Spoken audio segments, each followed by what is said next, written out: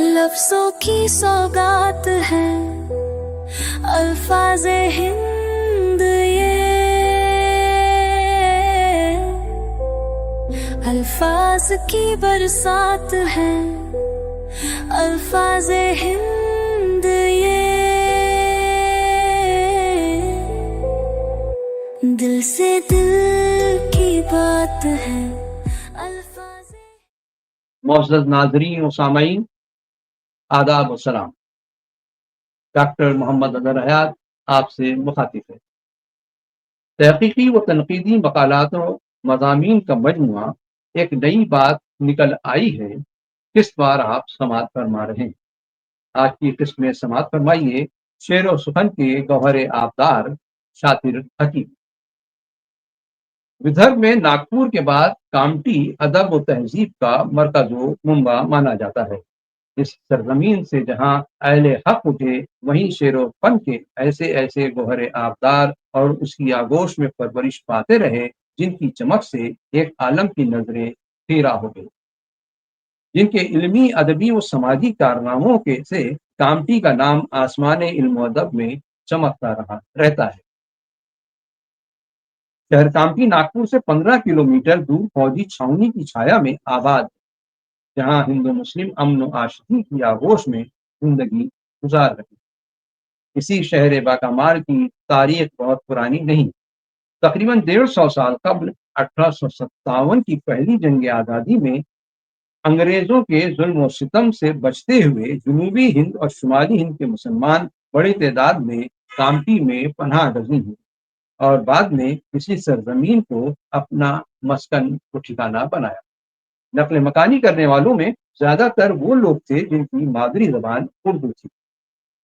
اردو گہوارے لکھنؤ اور دہلی سے دور رہ کر بھی یہ لوگ اپنی زبان سے والہانہ محبت کرتے تھے۔ انہوں نے اپنے علم و فضل سے اردو کی بے لوث خدمت کی۔ کامٹی میں اردو کے اولین صاحب دیوان شاعر منشی محمد سعید تھے۔ انہوں نے شعر و سخن کی خوب خدمت کی۔ کامٹی کے بیشتر شعراء نے اسی چراغ سے اپنے چراغ روشن کیے، خصوصاً حافظ محمد ابراہیم، حافظ محمد عبداللہ، حافظ محمد اسحاق، فیض اللہ فیض، عبد القادر اخگر، عبد الرحمن اخذر اور عبد المجید آغا کے نام قابل ذکر ہیں۔ انہی اساتذہ کے تربیت یافتہ مولانا یار محمد حافظ انور بھی تھے، جن کے دم سے کامٹی میں شعر و ادب کا ایک خوشگوار ماحول تھا۔ حافظ انور کے حلقہ تلامذہ میں جناب شاطر حکیمی کا نام اہمیت کا حامل ہے۔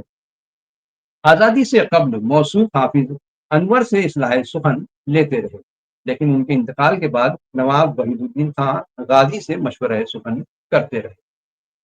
کافی مشق و ریاضت کے بعد آپ کو فارغ التحصیل قرار دیا گیا۔ بعد میں آپ خود استادی کے درجے پر فائز ہوئے۔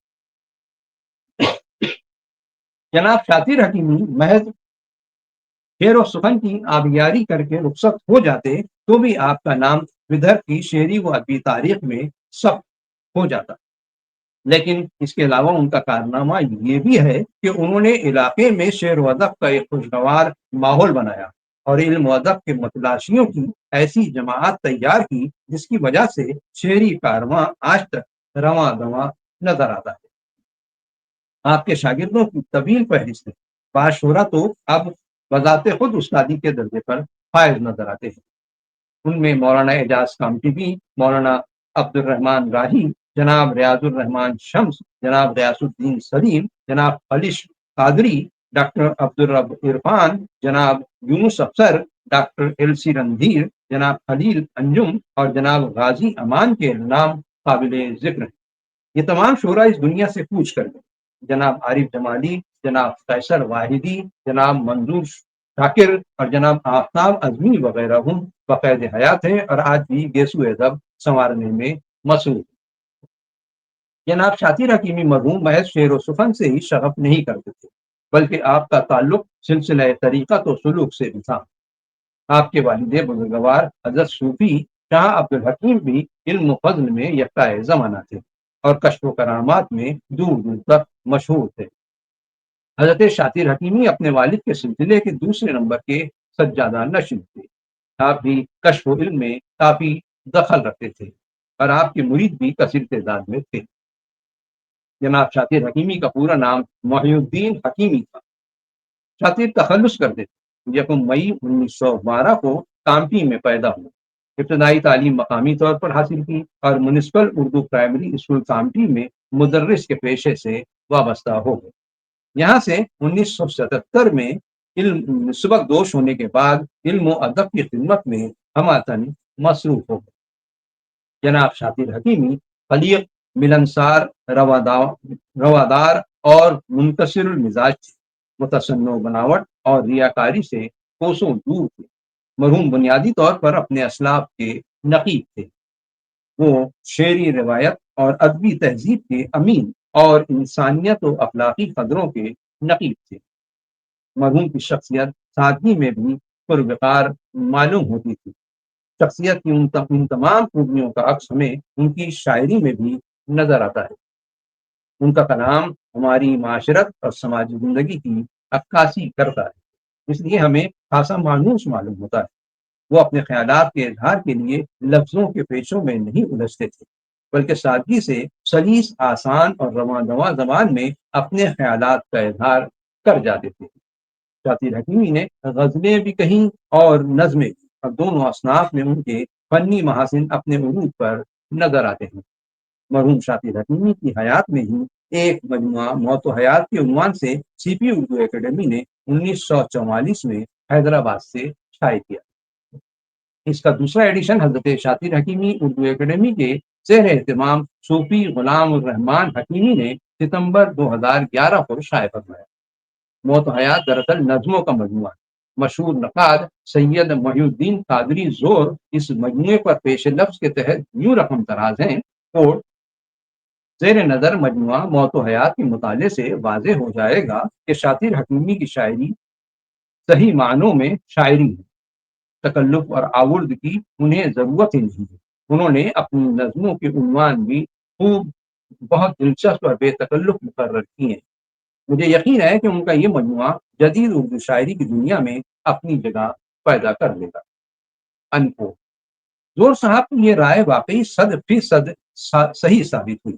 اس مجموعے کے نتائج کے شائع ہوتے ہی اہل ادب چونک اٹھے۔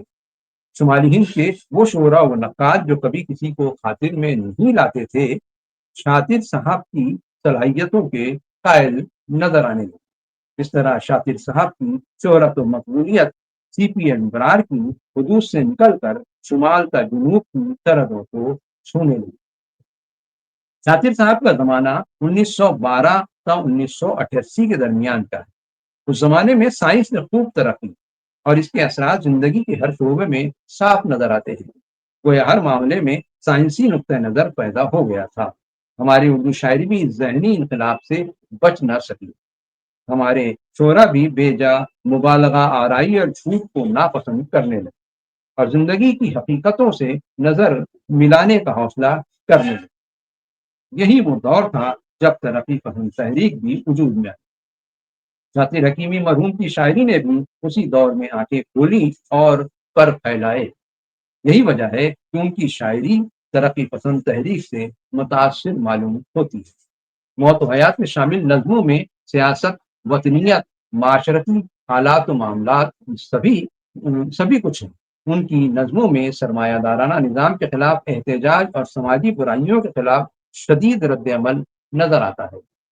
بیسوا، وطن، لاش، مسافر، مزدور کی زندگی، نوجوانوں، ہندوستان، ہلال عید، عورت، نعرہ انقلاب اور ہندوستانی لیڈر وغیرہ ان کی چند خوبصورت نظموں کے نام ہیں۔ یہاں یہ امر بھی قابل غور ہے کہ ترقی پسند تحریک نے غزل کو پسندیدہ نظروں سے کبھی نہیں دیکھا، کیونکہ اس میں انہیں پیغام کی گنجائش کم نظر آتی ہے۔ یہی وجہ ہے کہ شاطر صاحب نے بھی نظم نگاری پر زور دیا اور اسی سبب سے ان کا پہلا مجموعہ کلام نظموں پر مشتمل ہے۔ سادہ اور پرتاثیر نظموں میں وہ یوں تصویر کشی کرتے ہیں کہ منظر آنکھوں سامنے آ جاتا ہے۔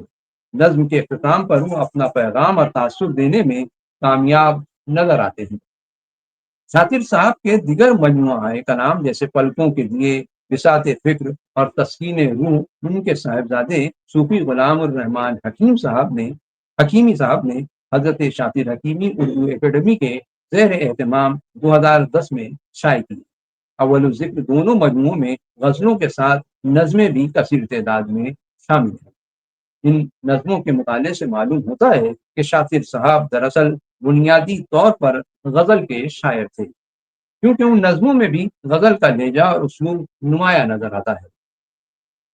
شاطر مرحوم دراصل طبع موضوع لے کر آئے تھے۔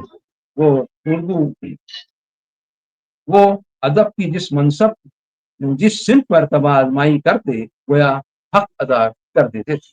دیگر کا شعر ہے، آئی جو ان کی یاد تو آتی چلی گئی، ہر نقش ماسواں کو مٹاتی چلی گئی۔ اور شاطر اپنے دوست کی یاد میں خود کو بھلا بیٹھتے ہیں۔ ملاحظہ ہو، یاد آتی ہے جب تیری اے دوست، مجھ کو اپنی خبر نہیں ہوتی۔ میر نے کہا تھا وہ آئے بز میں، اتنا تو میر نے دیکھا، پھر اس کے بعد چراغوں میں روشنی نہ رہی۔ اور شاطر صاحب جلوہ یار دیکھ کر یوں ہوش گنوا بیٹھتے ہیں، وہ بے نقاب تو آئے تھے پھر نہیں معلوم، فضائے عالم قلب و نظر پہ کیا گزری۔ غزل کی یہ اشعار بطور نمونہ ملاحظہ ہوں، اس میں تغزل کا بھرپور رنگ نظر آتا ہے۔ تم اپنی نگاہ غلط انداز کو روکو، ممکن ہے مجھے اور بھی دیوانہ بنا دے۔ بیمار کی پرسش کو وہ آئے بھی تو کب آئے، باقی نہ رہی کچھ بھی جب طاقت گویائی۔ باتیں ہوا کرتی ہیں اب ان سے تصور میں، سکتے میں ہے خاموشی، حیرت میں ہے گویائی۔ آغ میں عشق تیرے سر کی بنائے لے لوں، کیا کرے گا کوئی جو کچھ یہ احسان انہیں۔ کون ہوں کس کے لیے آج تلک زندہ ہوں، مجھ کو سمجھا ہی نہیں گردشیں دورہ تو نے۔ آوارگی یہ شوق ذرا جا کے دیکھنا، جو ہو گیا تباہ کہیں میرا گھر نہ ہو۔ سب کچھ مجھے قبول مگر لذت فراق، تیرے بغیر عمر تمنا بسر نہ ہو۔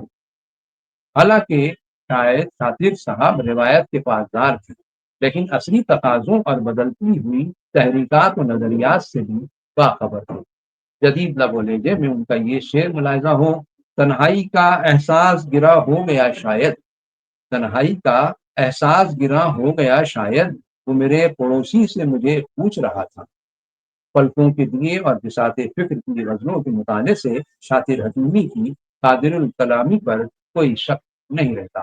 جیسا کہ ہم نے سطور بالا میں کہا کہ شاطر حکیمی صاحب کو طبع موضوع ودیت ہوئی تھی۔ وہ ادب کی ہر شف میں برجستہ اشعار کہتے تھے۔ ابتدا سے ہی انہیں بزرگان دین اور صاحبان علم و فضل سے خاص نسبت تھی۔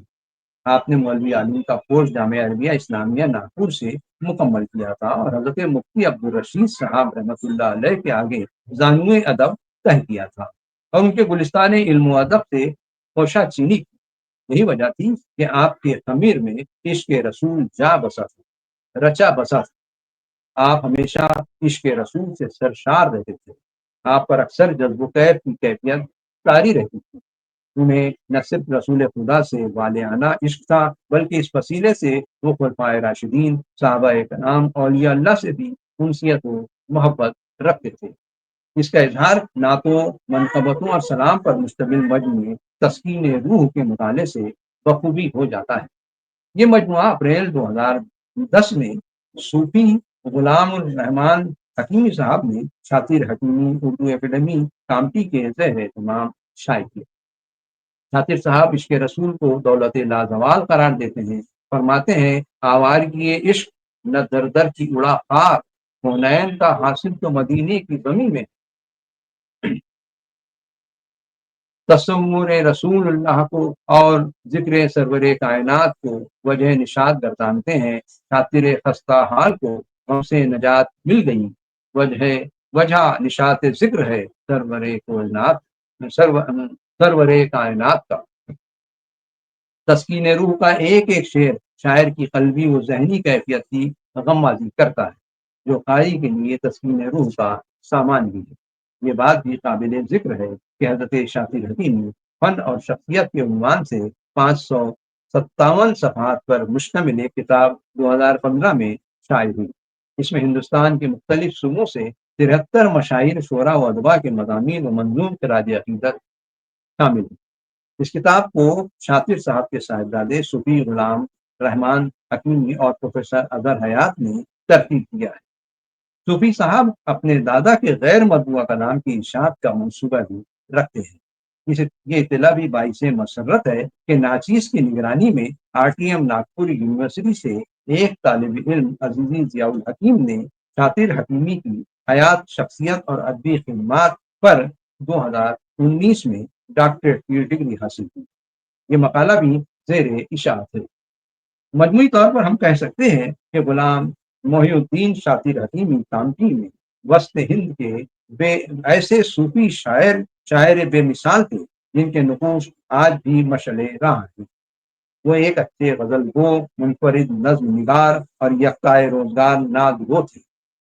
इन सब से बढ़कर उन्होंने शेर व सुखन के ऐसे गोहरे आबदार छोड़े हैं जिनकी बदौलत शातिर का नाम दुनिया इल्म अदब में हमेशा चमकता और दमकता रहे। बहुत बहुत शुक्रिया। एक नई बात निकल आई है, मेरी बातों से कोई बात निकल आई है। चुप थे लफ्ज़ों ने कुछ राज कह दिए, मेरे पहलू में कुछ ज़ात निकल आई है। एक खामोशी ने गजल सुना दी है, एक नई बात निकल आई है।